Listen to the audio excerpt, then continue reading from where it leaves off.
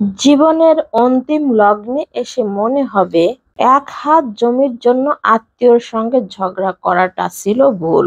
মিথ্যে ঘর বাঁধার স্বপ্ন দেখিয়ে তার সাথে প্রেমের অভিনয় করাটা ছিল ভুল। ক্ষমতার দাপট দেখিয়ে দুর্বল প্রতিবেশীকে হয়রানি করাটা ছিল ভুল। দুর্নীতি করে সম্পদের পাহাড় গড়াটা ছিল ভুল।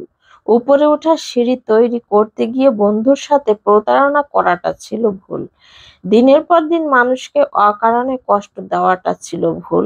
জীবনের শেষ বেলায় এসে মনে হবে, কিছু কিছু বিষয়ে ছাড় দিলে জীবনটা আজ অন্যরকম হতে পারত। অনেক টাকা রোজগার করতে না পারলেও জীবনে খুব একটা ক্ষতি হতো না। টাকা দিয়ে সুখ কেনা যায় না, আর অন্যকে বঞ্চিত করে ভালো থাকা যায় না। জীবনের শেষ প্রান্তে এসে মনে হবে, মানুষের দোয়া আর আশীর্বাদই সবচেয়ে মূল্যবান সম্পদ, যেটা আমি অর্জন করতে পারিনি। লোকের শ্রদ্ধা ও ভালোবাসা না পাওয়াটাই হবে জীবনের সবচাইতে বড় আফসোস। অন্তিম লগ্নে এসে কষ্ট ছাড়া একটি স্বাভাবিক মৃত্যুই হবে জীবনের শেষ চাওয়া। মৃত্যুশয্যায় শ্বাসকষ্টের মাঝে আটকে থাকা জীবন প্রদীপ নিভে যাওয়া দেখতে দেখতে মনে হবে, মানুষের অভিশাপ কোরানোটা ছিলই এই জীবনের সবচেয়ে বড় ভুল। জীবনের প্রথম ভাগে অনুধাবন করতে পারলে জীবনটা অনেক সুন্দর হয়।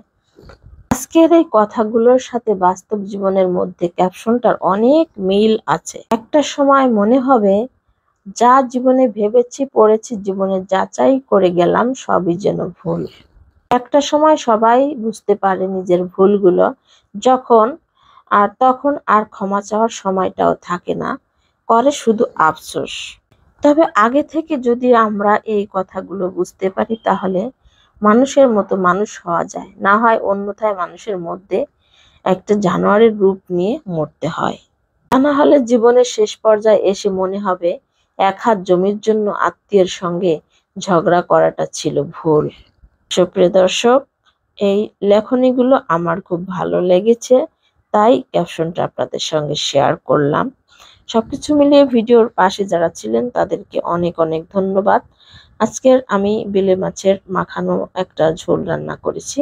কচুর গাঁটি দিয়ে ইলিশ মাছের মাথা দিয়ে একটা ঝোল রান্না করেছি। বৃষ্টির দিনে ছাদ বাগান থেকে কলমি শাক এনে কলমি শাক মসুরির ডাল দিয়ে মজার একটা রান্না করেছি। আর যে কোনো শাক ডাল দিয়ে রান্না করলে দারুণ মজার হয়। আর বেলে মাছের ঝোলটা একটু মাখা মাখা হবে, জিরে বাটা দিয়ে একটা মজার ঝোল রান্না করব। একটু বেশি করে মরিচ দিয়েছি, ঝাল ঝাল করে ঝোলটা রান্না করে নিব। আর সবকিছু মিলিয়ে ভিডিওটি আপনাদের যদি একটুখানি ভালো লেগে থাকে, ছোট্ট একটা কমেন্ট, একটা লাইক দিয়ে যাবেন। আর যদি ভিডিও ভালো লাগে তো পাশে থেকে যেতে পারেন। সবাইকে অসংখ্য ধন্যবাদ। ভিডিওর মাঝ থেকে বিদায় নিয়ে নিচ্ছি, আবারও চলে আসবো অন্য কোনো ব্লগ নিয়ে। সে পর্যন্ত আপনারা ভালো থাকবেন, সুস্থ থাকবেন। আল্লাহ হাফেজ। আসসালামু আলাইকুম। সবাইকে অসংখ্য ধন্যবাদ আজকের ভিডিও দেখার জন্য।